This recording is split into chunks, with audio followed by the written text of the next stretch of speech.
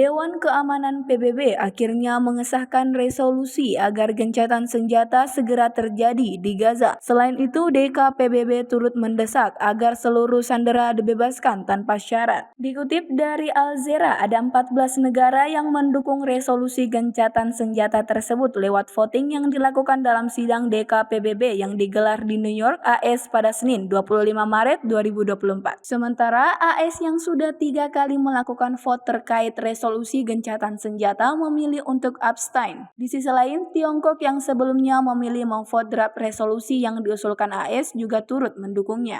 Adapun isi resolusi tersebut menyerukan agar gencatan senjata mengarah kepada gencatan senjata yang permanen dan berkelanjutan dan menuntut agar kelompok militer Hamas membebaskan para sandera yang diculik dalam serangan terhadap Israel pada 7 Oktober 2023 lalu. Sementara itu, Dubes AS untuk PBB Linda Thomas dan Greenfield menyalahkan Hamas lantaran menunda untuk melakukan gencatan senjata di Gaza. Linda mengatakan alasan pihaknya memilih abstain lantaran tidak setuju atas resolusi yang diusulkan oleh 10 negara non-anggota tetap DKPBB tersebut.